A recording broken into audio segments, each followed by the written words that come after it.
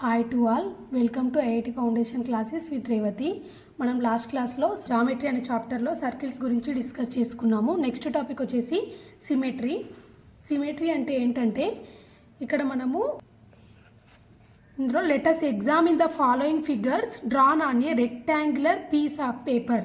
Suppose మనం ఇక్కడ కింద ఇచ్చాం కదా 2 డయాగ్రామ్స్, ఇవి అబ్జర్వ్ చేయండి. మనం ఇక్కడ ఫస్ట్ ఇక్కడ ఏం తీసుకున్నాము, లెటర్ ఏ అని తీసుకున్నాము. ఈ లెటర్ ఏ అనే డయాగ్రామ్ని మనము ఒక పేపర్ మీద డ్రా చేసామనుకోండి. అప్పుడు ఏమవుతుంది, మనకి ఇక్కడ ఏని మనము ఎగ్జాక్ట్గా మధ్యలో నుంచి మనం ఒక లైన్ డ్రా చేసామనుకోండి. ఇక్కడ ఏకి ఎగ్జాక్ట్గా మధ్యలో ఇక్కడ రెడ్ కలర్ లైన్స్ ఉన్నాయి కదా. సో ఇది ఏమవుతుందంటే in the above we can observe that when these figures are folded about the dotted line. ఇక్కడ నేను ఇప్పుడు ఈ డాటెడ్ లైన్ ఉన్నాయి కదా రెడ్ కలర్వి, నేను దీని నుంచి ఫోల్డ్ చేశాను అనుకోండి ఈ పేపర్ని. అంటే మధ్య ఇప్పుడు ఈ లైన్ ఇలా ఉంది కదా, దీని నుంచి నేను ఫోల్డ్ చేసినప్పుడు మనకి ఎలా కనిపిస్తుంది ఈ లెటర్ అనేది, ఎగ్జాక్ట్గా మనకి ఈ ఏ అనేది హాఫ్ పార్ట్స్గా డివైడ్ అవుతుంది. మనం ఒకవేళ ఫోల్డ్ చేస్తే పేపర్ అది కోయిన్సైడ్ అవుతుంది. ఇప్పుడు ఇక్కడ ఏ అని ఈ పార్ట్, ఇటు left side part, right side part, ఈ రెండు కోయిన్సైడ్ అవుతాయి. నేను అదేవిధంగా ఇప్పుడు ఇక్కడ డంబెల్ షేప్ తీసుకున్నాను కదా, ఈ డంబెల్ షేప్లో మనకి హారిజంటల్గా ఉంది లైన్ అనేది, రెడ్ కలర్ లైన్. ఇక్కడ 2 సర్కిల్స్ టచింగ్ ఎక్స్టర్నల్లీ, ఇక్కడ ఇక్కడ 2 సర్కిల్స్ ఇట్లా టచ్ అవుతున్నాయని తీసుకున్నాను డంబెల్ షేప్లో. దీన్ని నేను సపోజ్ ఇక్కడ హారిజంటల్ లైన్ నుంచి ఫోల్డ్ చేసామనుకోండి ఈ పేపర్ని. అప్పుడు ఇది ఏమవుతుంది, ఇలా ఫోల్డ్ చేసినప్పుడు అవి కూడా మనకి సేమ్ అలానే ఫోల్డ్ చేసినప్పుడు ఈ పార్ట్ ఇక్కడ పైన టాప్ అండ్ బాటమ్ పార్ట్స్ ఉన్నాయి కదా, ఈ రెండు కోయిన్సైడ్ అవుతాయి అన్నమాట. అంటే ఒక దాంట్లో ఒకటి మెర్జ్ అయిపోతాయి అన్నమాట. సేమ్ ఇక్కడనేమో వర్టికల్గా తీసుకున్నప్పుడు ఇది మెర్జ్ అవుతుంది, నెక్స్ట్ ఇక్కడ హారిజంటల్గా తీసుకున్నప్పుడు ఇది కూడా మెర్జ్ అయిపోతున్నాయి. సో దీన్ని ఏమంటాం మనము, ఇలా మెర్జ్ అవ్వడాన్ని మనము అంటే సిమెట్రీ అని చెప్తామన్నమాట. This property of geometrical figure is called symmetry. మనము ఈ చాప్టర్లో మొత్తం 2 టైప్స్ ఆఫ్ సిమెట్రీ గురించి డిస్కస్ చేసుకోబోతున్నాము. అవేంటంటే line symmetry and point symmetry. మనం ఫస్ట్ ఇక్కడ line symmetry and point symmetry అనే 2 టైప్స్ ఉన్నాయి. మనం ఇక్కడ ఫస్ట్ లైన్ సిమెట్రీ గురించి డిస్కస్ చేసుకుందాము. ఇక్కడ మనకి లైన్ సిమెట్రీ అంటే ఏంటంటే trace a geometrical figure on a rectangular piece of paper. ఒక పేపర్ పైన ఇప్పుడు ఇక్కడ కింద డ్రా చేశాను కదా, ఈ ఫిగర్ ఉందనుకోండి. అప్పుడు ఏమవుతుంది, now fold the paper along the dotted line. ఇక్కడ నేను లైన్ తీసుకున్నాను, ఒక డాటెడ్ లైన్ రెడ్ కలర్ది. ఈ డాటెడ్ లైన్ నుంచి సపోజ్ పేపర్ని ఫోల్డ్ చేసామనుకోండి. అప్పుడు మనకి ఏం తెలుస్తుంది, you will find that the 2 parts of the figure on either sides of the line coincide. Same ఇంతకుముందుకు లాగానే, ఇంతకుముందుకు మనకు ఏని కోయిన్సైడ్ ఏ మధ్యలో లైన్ డ్రా చేసి దాన్ని ఫోల్డ్ చేసినప్పుడు మనకి ఎలా కోయిన్సైడ్ అవుతుందో సేమ్ ఇక్కడ ఈ షేప్కి కూడా మనకి కోయిన్సైడ్ అవుతాయి అన్నమాట. Therefore, the line divides the figure into 2 identical parts. In this case, we say that the figure is symmetrical about the dotted line or line symmetric. ఇక్కడ మనకి ఈ ఫిగర్ అనేది ఈ లైన్ నుంచి తీసుకుంటున్నప్పుడు ఫోల్డ్ చేస్తే మనకి ఈ లైన్ ప్రకారం మనము ఫోల్డ్ చేసామనుకోండి, అప్పుడు మనకి ఈక్వల్గా దాంట్లో కోయిన్సైడ్ అవుతుంది ఈ ఫిగర్. 2 ఐడెంటికల్ సైడ్స్ కోయిన్సైడ్ అవుతున్నాయి. సో అంటే ఇప్పుడు మనం ఏమంటాము, ఈ లైన్ నుంచి మనకి సిమెట్రికల్ అవుతుంది కాబట్టి దీన్ని అకార్డింగ్ టు లైన్ ఇక్కడ సిమెట్రిక్ అనేది లైన్ ద్వారా జరుగుతుంది కాబట్టి మనము దీన్ని line of symmetry or line symmetry అని అంటాము. ఇక్కడ ఈ డాటెడ్ లైన్ ఏమంటామంటే లైన్ ఆఫ్ సిమెట్రీ అంటాము. ఈ సిమెట్రిక్ని ఏమంటాం మనము లైన్ సిమెట్రిక్ అని అంటాము. Or the axis of symmetry, దీన్నే మనం ఏమనొచ్చు, యాక్సిస్ ఆఫ్ సిమెట్రీ అని కూడా చెప్పొచ్చు. ఇక్కడ ఎందుకంటే ఇక్కడ ఇది మనకి వర్టికల్ లైన్ ఉంది కదా, దీన్ని మనం బై యాక్సిస్ అని కూడా తీసుకోవచ్చు కదా. సో యాక్సిస్ ఇక్కడ ఒకవేళ హారిజంటల్గా తీసుకున్నప్పుడు X axis, so axis of symmetry అని కూడా చెప్పొచ్చు అన్నమాట. ఇక్కడ నేను ఒక పేపర్ మీద తీసుకున్నాను సేమ్ షేప్, చూడండి. ఇక్కడ ఏమవుతుంది, మనము ఇక్కడ నేను మధ్యలో ఇది ఫోల్డ్ చేశాను ఈ పేపర్ని, చూడండి. ఇప్పుడు ఇలా ఫోల్డ్ చేశాను, ఎగ్జాక్ట్ వర్టికల్ లైన్ నుంచి ఫోల్డ్ చేశాను. అప్పుడు మనకి ఇక్కడ ఏమవుతుంది, మనకి ఎగ్జాక్ట్గా ఒక్కటే పార్ట్ కనిపిస్తుంది. ఈ రెండు అనేది మెర్జ్ అయిపోతాయి అన్నమాట, సేమ్ ఉంటాయి కాబట్టి లెఫ్ట్ అండ్ రైట్ పార్ట్లో ఈ రెండు కోయిన్సైడ్ అయిపోతాయి. ఇక్కడ మనకి లెఫ్ట్ సైడ్ రైట్ సైడ్ ఈ రెండు కోయిన్సైడ్ అయిపోయి ఒక్కటే పార్ట్ లాగా కనిపిస్తుంది అన్నమాట. సో దీన్నే మనము లైన్ సిమెట్రీ అని చెప్తాము. ఇక్కడ చూడండి, therefore a geometrical figure is set to be line symmetry or symmetrical about a line if there exist at least one line in the figure. మనకు ఇచ్చిన ఫిగర్లో ఏదైనా ఒక లైన్, అట్లీస్ట్ వన్ లైన్తో మనకి సిమెట్రిక్ అయి ఉండాలి. అట్లాంటి ఫిగర్స్ని మనము లైన్ సిమెట్రిక్ అని చెప్తాము. Such that the parts of the figure on either side of the line coincide when it is folded about the line. మనము ఆ లైన్ నుంచి మనము ఫోల్డ్ చేసామనుకోండి, అప్పుడు ఆ లైన్ నుంచి అవి కోయిన్సైడ్ అవుతాయి అన్నమాట. ఇప్పుడు ఇక్కడ ఎగ్జాంపుల్ ఇచ్చాడు చూడండి, which has only 2 lines of symmetry అన్నాడు. మనమంటే ఏ ఫిగర్లో మనకి ఒక ఎగ్జాంపుల్ చెప్పాలి దీనికి. Which has only 2 lines of symmetry అంటే దీనికి ఏంటంటే ఎగ్జాంపుల్ మనకి రాంబస్ తీసుకుందాము. ఇప్పుడు నేను ఇక్కడ రాంబస్ షేప్ తీసుకున్నాను అనుకోండి, ఇక్కడ రాంబస్ షేప్, దీనికి ఎగ్జాంపుల్ మనకి ఈ క్వశ్చన్కి రాంబస్ షేప్. ఈ రాంబస్ షేప్లో నేను సపోజ్ ఇక్కడ ఆర్జెంటల్గా తీసుకున్నాను. ఇక్కడ లైన్ వచ్చేసి ఇక్కడ ఆర్జెంటల్గా తీసుకున్నప్పుడు మనకి ఇలా ఈ లైన్ నుంచి ఫోల్డ్ చేసినప్పుడు ఈ రెండు కోయిన్సైడ్ అవుతాయి కదా. సో మనకి ఇది ఒక లైన్ సిమెట్రీ, ఇది ఫస్ట్ది. నెక్స్ట్ ఇక్కడ వర్టికల్గా తీసుకున్నాను అనుకోండి, ఇప్పుడు ఇలా. సో ఇదేమవుతుంది, సెకండ్ లైన్. సో మనకి ఇక్కడ టోటల్ వర్టికల్గా తీసుకున్నప్పుడు ఇలా ఈ లైన్ నుంచి ఫోల్డ్ చేసినప్పుడు కూడా ఈ రెండు కోయిన్సైడ్ అవుతున్నాయి కదా. సో అంటే ఏమంటారు దీనికి, 2 లైన్ సిమెట్రీస్ ఉన్నాయని అర్థం అనమాట.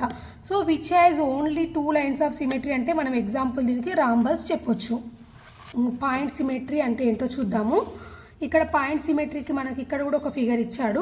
Trace the H on a rectangular piece of a paper. ఒక పేపర్లో మనము హెచ్ అనే ఈ ఫిగర్ని డ్రా చేసుకున్నాం అనుకోండి. ఫస్ట్ హెచ్ లాగా డ్రా చేసాం, ఇలా హెచ్. సో ఇప్పుడు హెచ్కి let P be the mid point of the inclined line. ఇక్కడ ఈ లైన్ ఉంది కదా మనకి హెచ్లో, దీనిపైన మిడ్ పాయింట్ని ఏమనుకుంటున్నామంటే పీ. ఇక్కడ రెడ్ కలర్లో పెట్టాను కదా, ఇది పీ అనమాట, inclined line in figure. Now draw a line segment through the point P touching the 2 vertical strokes of N. ఇప్పుడు మనకి దీనికి మనం ఒక లైన్ సెగ్మెంట్ని డ్రా చేయాలి. త్రో ద పాయింట్ P అంటే ఈ Pని టచ్ అవ్వుకుంటూ మనము ఇప్పుడు ఇక్కడ నుంచి Pని టచ్ అయ్యేలాగా నేను ఇలా గీస్తున్నాను. అప్పుడు ఇది నెక్స్ట్ మనము ఇంకొకటి ఇక్కడ నుంచి మళ్ళీ కింది నుంచి ఇంకొక లైన్ గీసామనుకోండి, మనము inclined line. We find that the point P divides the line segment into 2 equal parts. ఇక్కడ ఈ P అనేది మనకి 2 equal parts లాగా డివైడ్ చేసింది. Therefore every line segment drawn through the point P and touching the vertical strokes of H is bisected at the point P. ఇక్కడ ఇది ఎన్ కాదండి, sorry, ఇక్కడ హెచ్ అన్నట్టు. అంటే మనం హెచ్కి వర్టికల్ స్ట్రోక్స్ డ్రా చేస్తున్నామని అర్థం అనమాట. ఇక్కడ నేను ఈ హెచ్కి 2 వర్టికల్ స్ట్రోక్స్ గీసాను కదా. ఇప్పుడు మనము సపోజ్ ఈ పాయింట్ నుంచి చూసినప్పుడు మనకి ఏమవుతుంది, బైసెక్ట్ అవుతుంది మనకి ఈ వర్టికల్ స్ట్రోక్స్ అనేవి. ఈ పాయింట్ నుంచి చూసినప్పుడు ఎలా ఉంది, ఈక్వల్గా అవుతుంది మనకు మొత్తం ఫిగర్ చూడండి. Also when we rotate the letter H about the point P throw and angle of 180. నేను దీనికి ఒక పేపర్ పైన గీసాను, చూపిస్తాను చూడండి. ఇప్పుడు నేను ఈ పేపర్ పైన హెచ్ అనే లెటర్ని డ్రా చేశాను. దీనికి మధ్యలో ఆర్జెంటల్గా ఉన్న పాయింట్ మధ్యలో మిడ్ పాయింట్ని P అని తీసుకున్నాను. సేమ్ దీనికి నేను 2 వర్టికల్స్ డ్రా చేశాను, ఇక్కడ నుంచి ఒకటి, ఇక్కడ నుంచి ఒకటి. ఇక్కడ ఏమన్నా సేమ్ అలానే 2 వర్టికల్ స్ట్రోక్స్ ఆఫ్ హెచ్ ఇలా డ్రా చేశాను. అప్పుడు ఇది ఏమైంది, మనకి ఇక్కడ P అనే పాయింట్ నుంచి చూసినప్పుడు మనకి ఈ ఫిగర్ అనేది ఎగ్జాక్ట్గా 2గా డివైడ్ అవుతుంది. ఈ పాయింట్ నుంచి చూసినప్పుడు అంటే 2 పార్ట్స్గా కనిపిస్తుంది మనకి ఈ పాయింట్ దగ్గర నుంచి చూసినప్పుడు. సపోజ్ నేను ఈ ఫిగర్ని 180 degrees రొటేట్ చేశాను అనుకోండి. ఇప్పుడు ఇది హెచ్ కదా, ఇప్పుడు మనకు 0 degreesలో ఉంది. నేను దీన్ని 180 degreesకి చేశాను అనుకోండి. 180 degrees అంటే ఇప్పుడు ఇది 0, ఇప్పుడు ఇది ఏమైంది 90 అయింది. ఇప్పుడు నేను 180 degrees అంటే తలకిందులుగా తిప్పాను అన్నమాట, అంతే. అప్పుడు ఏమవుతుంది, నేను తిప్పినప్పుడు కూడా 180 degreesకి తిప్పినా కూడా దీన్ని మనకి ఎలా కనిపిస్తుంది, సేమ్ ఇంత ముందుకు చూసినట్లే ఉంది. అంటే ఏం మారలేదు మనకు ఫిగర్ అనేది. సో ఇలాంటి దాన్ని మనం పాయింట్ సిమెట్రీ అని అంటామన్నమాట. ఈ పాయింట్ దృష్ట్యా ఇది సిమెట్రికల్గా ఉందని చెప్తామన్నమాట. ఇక్కడ కూడా అదే పాయింట్ ఇచ్చాడు చూడండి. మనము ఇక్కడ 180 degrees రొటేట్ చేసినా కూడా that coincides exactly with the initial position. Same initial position లాగానే ఉంది మనకి.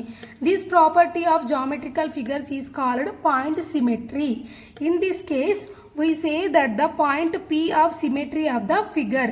ఇక్కడ Pని ఏమంటామంటే symmetry of the point of the symmetry అని అంటామన్నమాట. Hence a geometrical figure is said to have symmetry about a point P if every line segment through the point P touching the boundary of the figure is bisected at point P. మనము ఈ P నుంచి మనం ఏ line draw చేసినా కూడా అది bisect చేస్తుంది అన్నమాట. మనకి ఇక్కడ నుంచి ఇప్పుడు సపోజ్ నేను ఇక్కడ ఇంకొక లైన్ గీసినా కూడా అది ఆ ఫిగర్ని బైసెక్ట్ చేసుకుంటూ వెళ్తుంది. నెక్స్ట్ ఇప్పుడు సపోజ్ నేను ఇక్కడ స్ట్రెయిట్ లైన్ గీసాను, అప్పుడు కూడా మనకి బైసెక్ట్ చేస్తుంది కదా ఫిగర్ అనేది 2 పార్ట్స్గా. నెక్స్ట్ ఇక్కడ ఇంకొకటి గీసాను అనుకోండి, అప్పుడు కూడా బైసెక్ట్ అవుతుంది మనకి. అంటే మనం ఏ లైన్ డ్రా చేసినా కూడా అది అనేది బైసెక్ట్ చేస్తుంది ఆ పాయింట్ దగ్గర. కాబట్టి మనం దీన్ని పాయింట్ సిమెట్రీ అని చెప్తామన్నమాట. అంటే దానికి డెఫినేషన్ మళ్ళీ ఇచ్చారు. A geometrical figure is said to have point symmetry if the figure does not change when rotated through an angle of 180 degrees. ఒకవేళ ఆ ఫిగర్ని 180 degrees రొటేషన్ చేసినా కూడా అదేం మారలేదనుకోండి, ఆ ఫిగర్లో ఎలాంటి చేంజెస్ లేవు, అలాంటి వాటిని మనము పాయింట్ సిమెట్రికల్ ఫిగర్స్ అని చెప్తాము. ఇక్కడ P అనే దాన్ని ఏమంటాం మనము, సెంటర్ ఆఫ్ ద సిమెట్రీ అన్నమాట. ఫాలోయింగ్ ఈజ్ పాయింట్ సిమెట్రీ అని అడిగాడు మనల్ని క్వశ్చన్. ఇక్కడ ఎగ్జాంపుల్ క్వశ్చన్ అంటే ఒక ఎగ్జాంపుల్ చెప్పమంటున్నాడు మనకు పాయింట్ సిమెట్రీకి. ఇప్పుడు సపోజ్ నేను ఒక రెక్టాంగిల్ అనేది పాయింట్ సిమెట్రీకి ఒక ఎగ్జాంపుల్ అవుతుంది. సపోజ్ నేను ఇక్కడ రెక్టాంగిల్ అంటే ఏంటి, మనకి 2 ఆపోజిట్ సైడ్స్ ఈక్వల్గా ఉంటాయి మనకి. ఈ 2 ఈక్వల్ సైజెస్, ఇది ఏ ఇది బి కదా. అంటే నేను ఇక్కడ ఇప్పుడు ఈ రెక్టాంగులర్కి నేను మధ్యలో నుంచి ఒక పాయింట్ తీసుకున్నాను ఎగ్జాక్ట్గా, ఇది ఏమవుతుంది P అవుతుంది. సో P నుంచి నేను ఇంకొక లైన్ డ్రా చేశాను అనుకోండి. ఇప్పుడు ఇలా చేస్తే ఈ 2 ఈక్వల్గా ఉన్నాయి. సపోజ్ నేను P నుంచి వెళ్తూ ఇంకొక లైన్ డ్రా చేశాను అనుకోండి ఇప్పుడు ఇలా. సో అప్పుడు ఏమవుతున్నాయి, ఈ 2 పార్ట్స్ ఈక్వల్ అవుతున్నాయి. ఇంకొక లైన్ డ్రా చేస్తున్నాను, అప్పుడు అంటే ఈ పాయింట్ నుంచి మనం చూసినప్పుడు ఈ 2 ఈక్వల్ సేమ్ మారట్లేవు. సపోజ్ నేను దీన్ని కూడా 180 degrees రొటేట్ చేసినా కూడా మనకు సేమ్ రెక్టాంగిల్ ఈ ఫిగర్ లాగానే కనిపిస్తుంది. సో మనకి ఈ P అనే పాయింట్ నుంచి ఈ ఫిగర్ వచ్చేసి సిమెట్రిక్ అవుతుందన్నమాట. సో పాయింట్ సిమెట్రీకి ఒక బెస్ట్ ఎగ్జాంపుల్ వచ్చేసి రెక్టాంగిల్ తీసుకోవచ్చు. మనకు దీంతో మన క్లాస్ 7 మ్యాథ్స్లో జామెట్రీ అనే చాప్టర్ కంప్లీట్ అయిపోయింది. మనం నెక్స్ట్ క్లాసెస్లో ప్రాబ్లమ్స్ చూసుకుందాము. కనుక మీకు నచ్చినట్లయితే please subscribe my channel. Thank you very much.